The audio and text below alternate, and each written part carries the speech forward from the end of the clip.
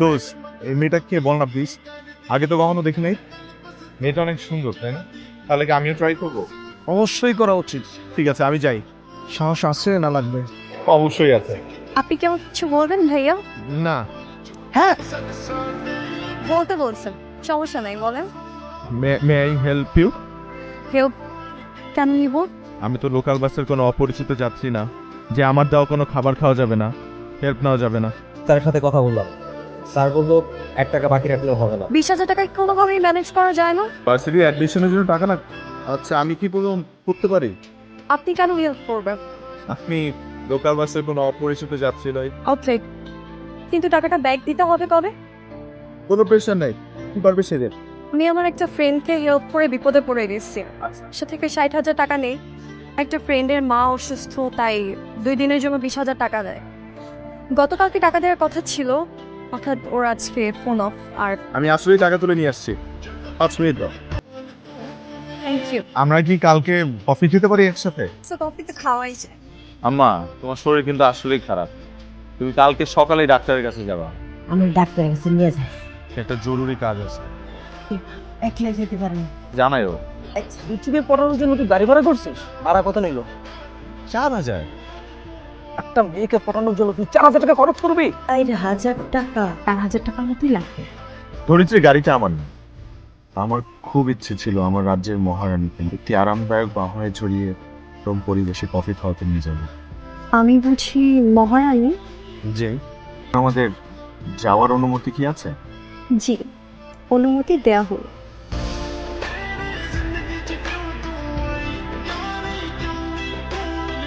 আমি তো ভেবেছিলাম আপনি কোনো কফি শপে নিয়ে আমাকে কফি খাওয়াবেন। সেটা তো সবাই করে। আমি আমার মহারানীর জন্য স্পেশাল কিছু করতে চেয়েছিলাম। মহারানীর অভিভূত। মহারানীর কাছে একটা জিনিস চাইলে সে কি রাখবে? হ্যাঁ, রাখবে। জানো, মন খুলে বলতে পারে।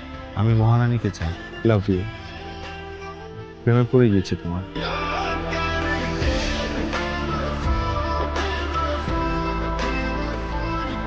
থ্যাংক ইউ দোস।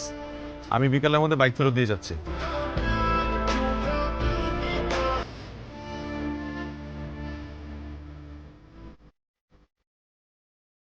আমি আমার বলার চেইন খুঁজে পাচ্ছি না।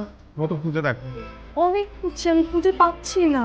ওইটা ছাড়া বাসায় গেলে আমার আম্মু আমাকে মেরেই ফেলবে। দেই তোমাকে। তুমি তাহলে এইটাই নাও। তোমার আম্মু যদি জিজ্ঞেস করে তাহলে বলবা যে তুমি তোমার এক বান্ধবীর সাথে এটা বদলাবদলি করছো। মা, কিসে তোমার? শরীর ভালো লাগতেছে না, বেশি খারাপ লাগতেছে। ওষুধ খাও নাই? ওষুধ তো শেষ। ওষুধ শেষ? তো আনার কথা ছিল। আমি তো ভুলে গেছি আম্মা। আম্মা, আমি ওষুধ নিয়ে আসতেছি।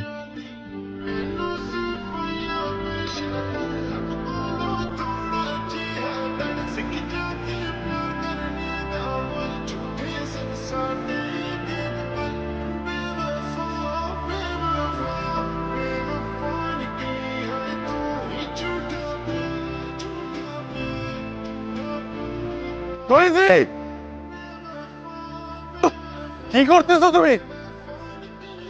কি সমস্যা কি আপনার? দিন ক্রিয়েট করছেন কেন? সিনক্রেট করতেছি মানে? তুমি যেটা করতেছো আমি সিনক্রেট করবো না কেন?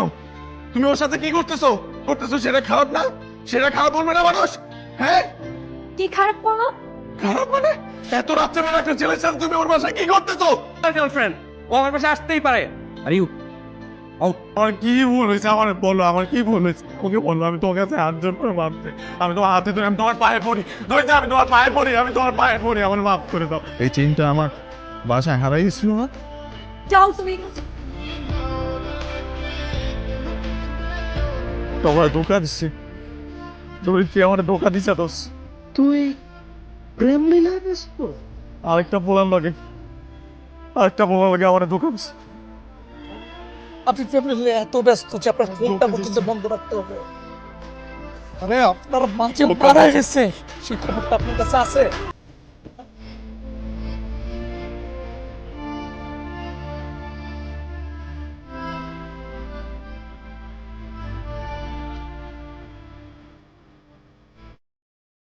গতকাল রাতে আমার আম্মা মারা গেছে। আমার মায়ের মৃত্যুর সংবাদ শোনার পরে একটাবার যাইতে ইচ্ছা করে নাই। আমার মাটারে শেষবারের জন্য একটাবার দেখতে ইচ্ছা করে নাই?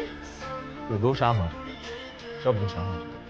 আমার এই বন্ধুগুলা আমার থার্ড ক্লাস ছেলে মনে করে, আমি একটা থার্ড ক্লাস পোলা। তাদেরকে কেউ তোমার আমার প্রেম কাহিনী শুনলে তোমাকে না আমারে গালি দিবে।